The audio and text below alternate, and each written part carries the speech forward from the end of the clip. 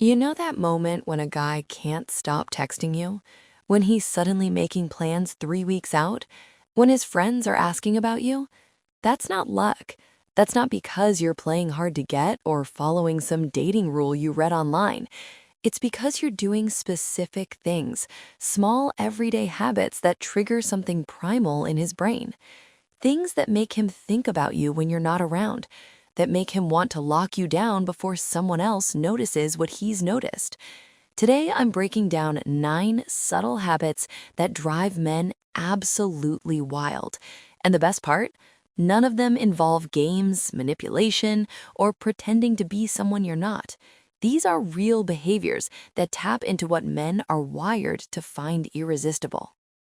Let's start with something that sounds almost too simple: having plans that don't include him. You've got dinner with friends on Friday. You're taking a weekend trip with your sister. You've got a hobby class on Tuesday nights. Here's what's happening in his mind when you say you're busy. He's not thinking you're uninterested. He's thinking you're valuable. See, men are biologically wired to pursue what feels scarce. When your time is genuinely occupied by a full life, not strategically withheld to play games, but actually filled with things you care about, it tells him something crucial. You existed before him, you're complete without him, and access to you is something worth earning. This creates the exact kind of tension that keeps men engaged. He starts thinking about how to fit into your life, instead of assuming you'll rearrange yours for his. Now, here's a habit that separates women men obsess over from everyone else: genuinely enjoying your own company. You go to that restaurant alone and actually savor it. You take yourself to movies. You spend Saturday morning exactly how you want, without needing someone else there to validate the experience.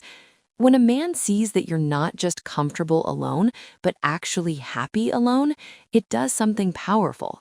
It removes all the pressure. He's not worrying that you need him to complete you, or fix you, or save you from loneliness. Instead, he gets to wonder what it would be like to be invited into a life that's already pretty great. Men fall hardest for women who make them feel like a want, not a need, because wants are chosen, needs are desperate, and desperation repels while choice attracts. Let me ask you something. When was the last time you laughed at something genuinely funny instead of forcing politeness? When did you last tease a guy instead of walking on eggshells around his ego? Here's what most people miss. Playfulness is one of the most magnetic qualities you can have. Not nervous giggling or trying too hard humor, but real, relaxed playfulness. The kind where you're not afraid to challenge him, joke with him, give him a hard time about something ridiculous he said. This triggers something deep in men. It signals confidence, intelligence, and that you're not intimidated by him. But more than that, it makes being around you fun. Men stay where they're having fun. They obsess over women who make them feel lighter, who break tension with humor, who don't take everything so seriously. When you can banter and play, you become the person he wants to spend time with over everyone else. Here's where it gets really interesting: showing genuine curiosity about his world without losing yourself in it. You ask about his work project, not because you're trying to seem interested, but because you actually want to understand what makes him kick. You remember details about his friends. You ask follow-up questions about that thing he mentioned last week. But here's the key: you're doing this while maintaining your own interests, your own opinions, your own world. Men are drawn to women who see them, who pay attention, who make them feel understood. Most people are so focused on being interesting that they forget to be interested. When you flip that script, when you make him feel truly heard without becoming a mirror that just reflects him back, you become unforgettable. He starts associating you with feeling valued, feeling seen, feeling like someone finally gets him. Now let's talk about something that sounds counterintuitive: having boundaries that you actually enforce. You don't answer texts at 2 in the morning when he hasn't reached out all day. You don't drop everything for last-minute plans. You speak up when something doesn't work for you. Most women worry that boundaries will push men away. Here's the truth: Weak boundaries repel quality men, and strong boundaries attract them. When you have clear standards and stick to them, you're communicating something essential. You value yourself, you know what you deserve, and you're not willing to accept less just to keep someone around. This doesn't come across as difficult or high maintenance to the right man. It comes across as self-respect. And men fall hard for women who respect themselves because it signals that you're someone worth rising to meet. He doesn't want easy, he wants worthy. Here's a habit that creates obsession faster than almost anything else: being unpredictably exciting. Sometimes you suggest something spontaneous. Sometimes you introduce him to something new, a restaurant he's never tried, a perspective he hasn't considered, an experience outside his usual routine. You're not boring, you're not predictable, but you're also not chaotic or unreliable. There's a difference.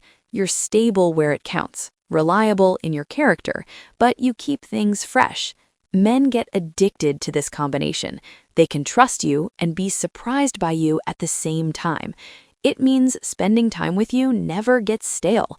Every interaction has the potential for something interesting, something unexpected, something that makes him feel more alive.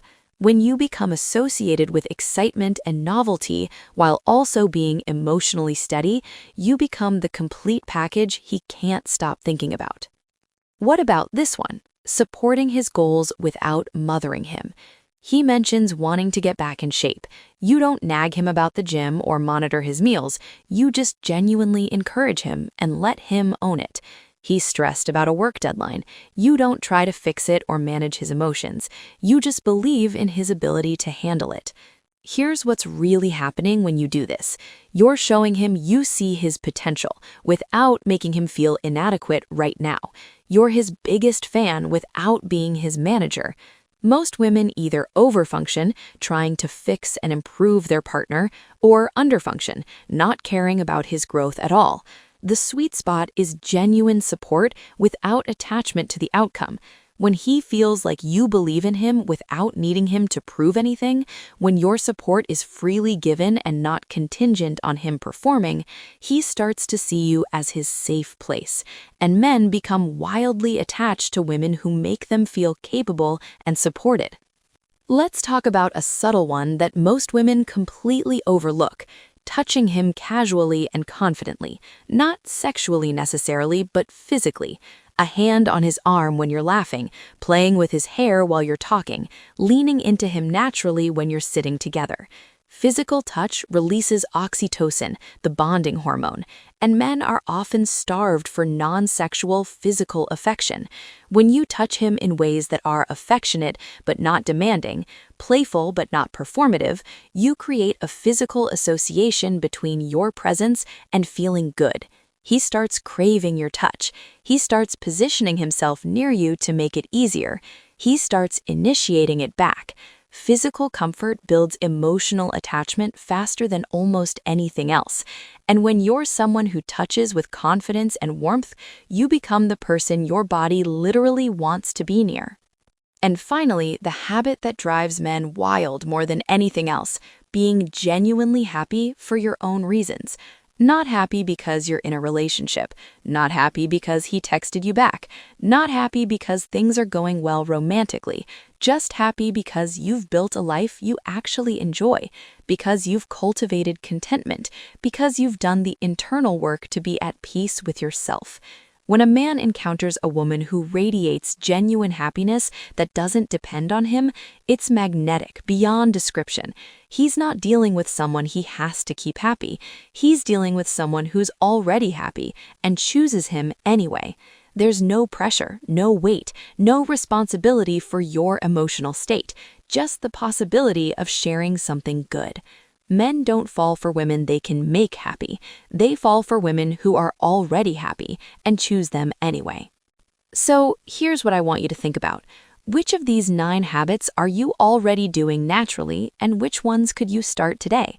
Drop a comment and let me know which one surprised you most. And if you want to take this even further and learn the specific actions that make men not just interested, but actually addicted in quality men, you need to watch this next video, 12 Actions Making Guys Addicted Fast. I break down the exact moves that create genuine obsession in quality men.